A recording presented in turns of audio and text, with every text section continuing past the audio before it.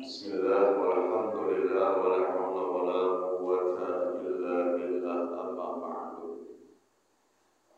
Syukur alhamdulillah kita panjatkan kehadirat Allah Subhanahu wa taala yang mana pada kesempatan yang mulia ini Allah masih memberikan kita kenikmatan, nikmat sehat, nikmat panjang umur, wabil khusus nikmat iman dan Islam, sehingga kita masih bisa mengayunkan tangan kita, melangkahkan kaki kita, menggerakkan hati kita dalam rangka thalabul ilmi. Semoga kumpulnya kita di sini menjadikan satu wasilah, satu sababiyah Allah curahkan keberkahan, amin ya rabbal alamin. Dan semoga kita tidak kembali ke rumah masing-masing kecuali Allah ampuni dosa dan kesalahan kita, Allah kabul segala hajat kita, tujuan kita, amin ya rabbal alamin.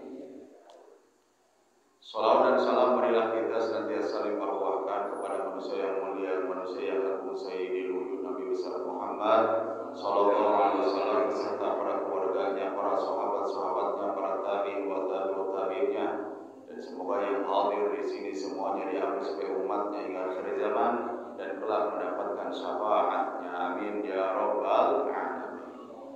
Hadirin bapak-bapak yang dimuliakan Allah Subhanahu wa taala,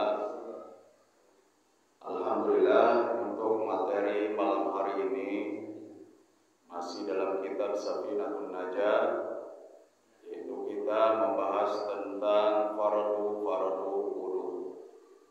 Jadi tidak ada kata bosan, tidak ada kata jenuh kita untuk terus mengulik, untuk terus belajar, memahami itu dari dasar ibadah kita, terutama tentang ibadah wudu.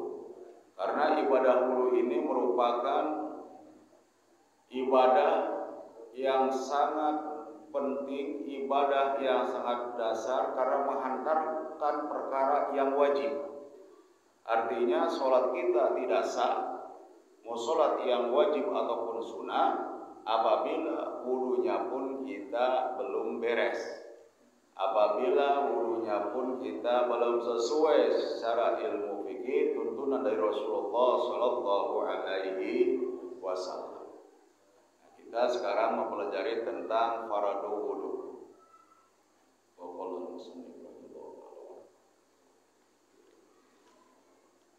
Bismillahirrahmanirrahim. Faslun utawi iki iku suwiji fasol. Furudul wudu'i utawi piro-piro faradune wudu iku sitatun 6. Jadi fardu wudu itu ada 6 yang wajib kita laksanakan ketika berwudu. Itu ada 6 perkara. Apabila ke-6 perkara ini yang fardu ini kita tinggalkan ketika berwudu, maka tidak sah wudu kita. Al-awwalu an-niyatu. Yang pertama niat. Niat merupakan satu fardu,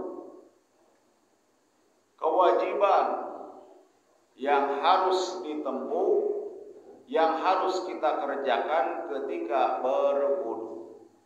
Innamal a'malu binniyat. Sesungguhnya segala sesuatu itu harus diawali dengan niat.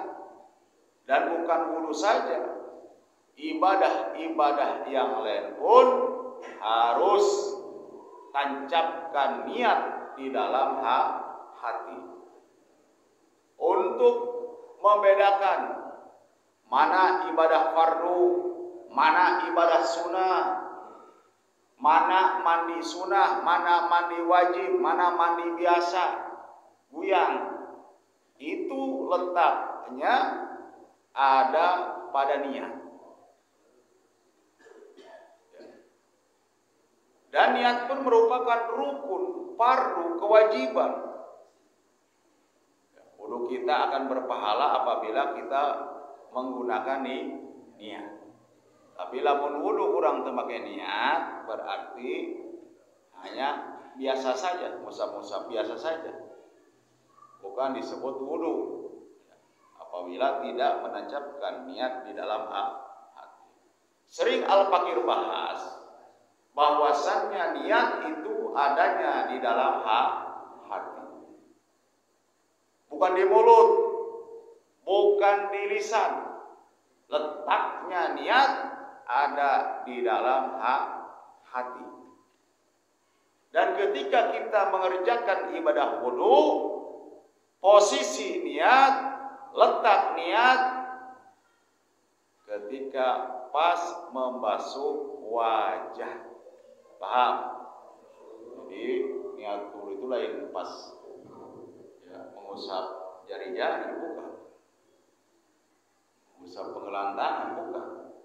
Tapi pas ketika membasuh wajah, maka tancapkan niat kaulah niat wudu ngaleungitkeun hadas leutik fardu karena Allah. Lamun cek aranna nawaitul wudu'a li rafil hadasil asghari fardhu lillahi ta'ala. Di dalam niat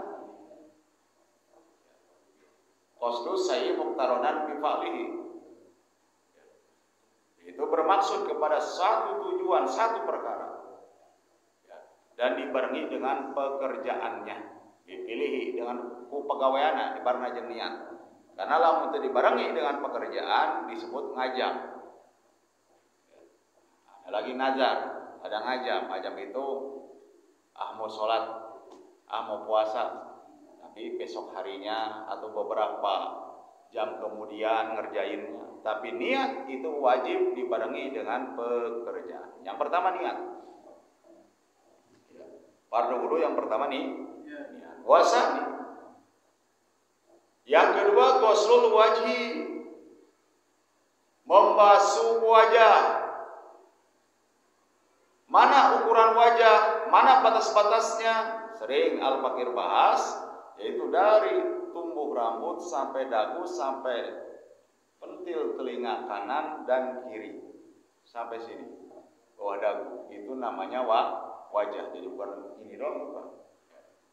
Adapun tata cara wudu karena ghuslu bahasanya, ghuslul wajhi membasuh, ghuslul wajhi membasuh, maka tangan kita diwajibkan untuk mengandung air, mengandung air, dan terlebih dahulu harus air yang nyampe kepada kulit kita disusul dengan usapan tangan kita. Jadi jangan bareng dengan jatuhnya air. Jadi begini, berarti ini ngandung air, biar nyuruluk dulu dari sini, biar nyuruluk dulu airnya, baru disusul dengan usapan sampai sini, sampai ujung telinga, pentil telinga sini nih, sampai dan paham? Jadi harus jatuh terlebih dahulu air ke kulit kita, baru disusul dengan usapan. Berarti dari sini curuluk, udah kena kulit, kena air, baru disusul dengan usapan. Paham? Ini lain kieu. Itu fardu wudu yang kedua.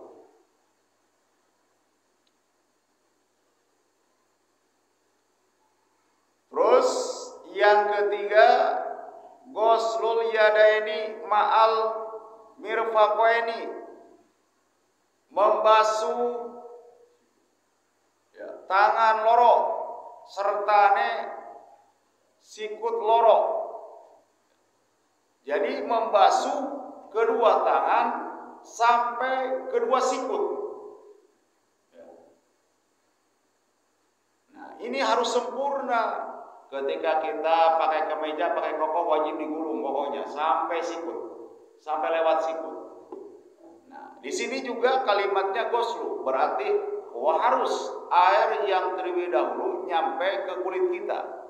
Makanya ketika kita wudu di keran, maka terlebih dahulu air jatuh ke tangan kita, biar ngalir dulu, baru disusul dengan usapan. Paham? Jangan curug ya. Jadi biar air dulu nyampe. Ini wajib mengandung air, bawa air. Ya. Nah, begitu. Sampai sikut wajib kena, karena ini fardu. Nah, ditinggal, tidak dikerjakan, tidak sah wudu kita. Fardu beda dengan sunnah. Ada fardu wudu, ada sunnah wudu.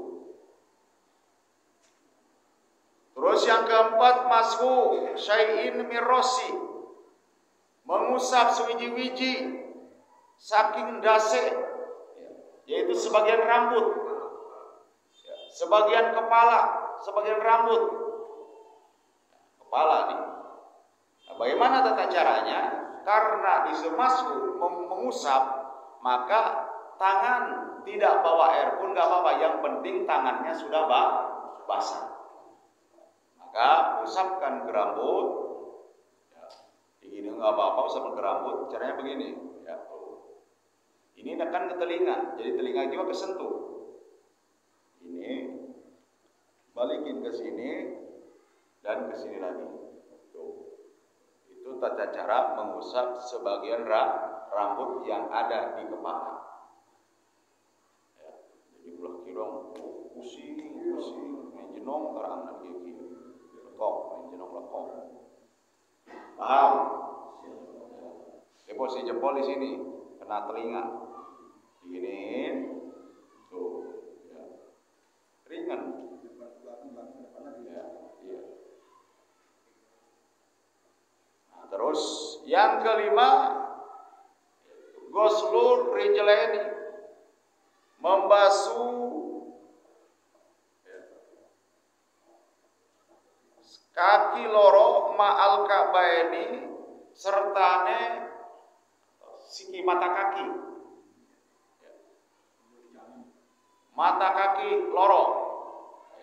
Jadi membasuh kaki sampai mata kaki. Jadi nggak usah memaksakan sampai betis atau sampai paha. Cukup mata kaki saja wajibnya. Caranya gimana? Ketika keran ngucur, maka basuh pakai kelingking sela-sela jari, karena wajib air itu nyampe kepada sela-sela jari. Paham? Pakai apa? Kelingking. Kalau nggak sodok dari bawah begini. Pakai kelingking tuh, ya, baru ratain sampai mata kaki. Ya, pakai apa? Pakai kelingking, pakai jempol kegedean. Nah, kaki kanan di ininya pegangnya oleh tangan kiri. Kaki kiri oleh tangan kanan. Pakai kelingking, sela-sela jarinya wajib terkena air. Khawatir ada kotoran di sela jari-jari kita. Paham? Yang keenam, yang terakhir, fardu wudu adalah tartib, berurutan.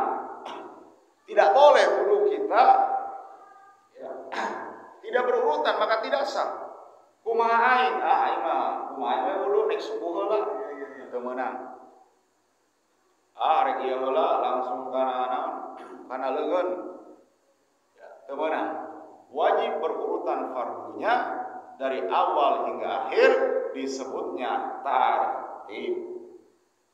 Maka keenam perkara ini apabila kita tinggalkan maka tidak sah wudu kita. Sedangkan wudu adalah ibadah penghantar yang wajib, berarti wudu pun wajib sempurna. Wajib benar sesuai syarat, sesuai tata cara praktek wudu yang dicontohkan oleh Rasulullah SAW, yang disampaikan oleh ulama melalui kitab-kitab fikih. Paham? Makanya harus benar wudunya. Insya Allah sholatnya pun benar. Nanti sholat kita bahas kembali.